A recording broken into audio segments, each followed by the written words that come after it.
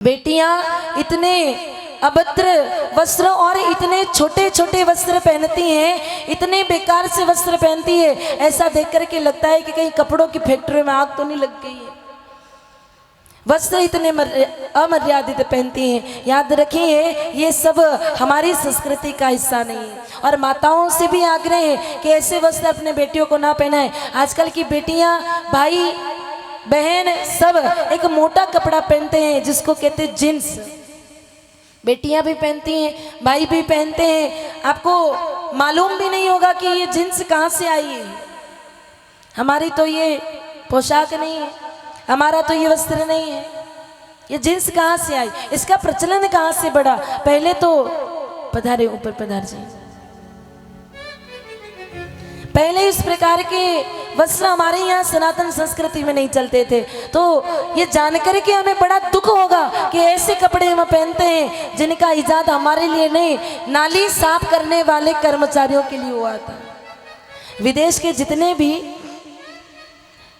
Gutter साफ करने वाले जितने कर्मचारी थे, उनके कपड़े बार बार फट जाते, बार बार मैले हो जाते। तो विदेशी सरकार ने विचार किया कि भाई ऐसे वस्त्र बनाए जाएं जो जल्दी से फटे नहीं, जल्दी से गंदे नहीं हो। ऐसे वस्त्र बनाए तो खर्चा कम आवे। तब भारत की अरविंद मिल ने पहली बार जींस नाम का मोटा कपड़ा निकाला। किसके लिए? वो नाली साफ करने वाले उन लोगों के लिए, ताकि वो जल्दी से फटे नहीं। और बाद में फैशन के चक्कर में वो हम सभी लोगों के घरों में आ गया। और अब तो क्या होता है कि उस कपड़े को और फाड़ करके पहनते हैं।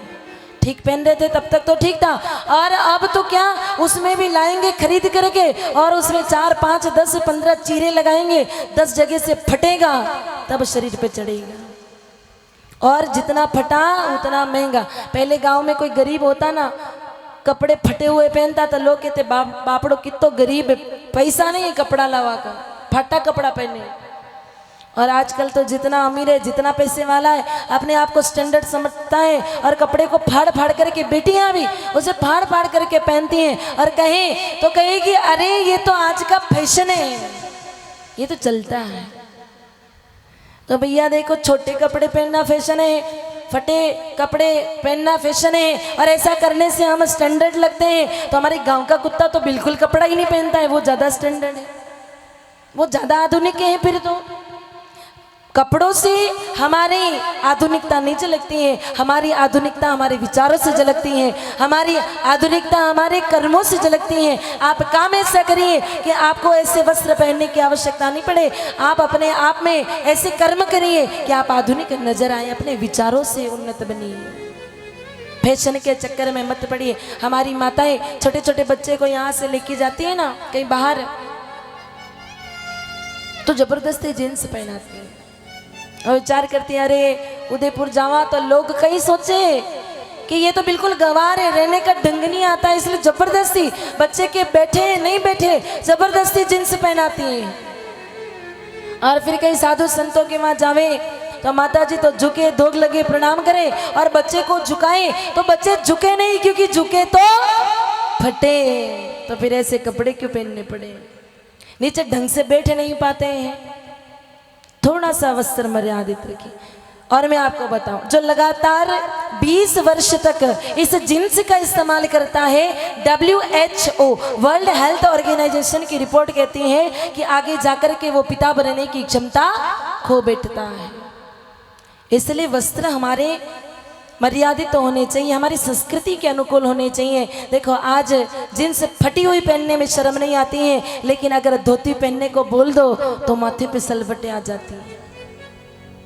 अब विचार करें संस्कृति कहाँ जा रही है। नियम एक रखा कि मंच पर ऊपर वही चढ़ेगा जो धोती पहन करके आएगा। कितने लोग ऐसे होंगे जो ऊपर आकर के आरती करना चाहते, लेकिन क्या करे, धोती पहनने में शर्म आ गई। अपनी संस्कृति का पालन करें, फैशन के चक्कर में मत पड़िए।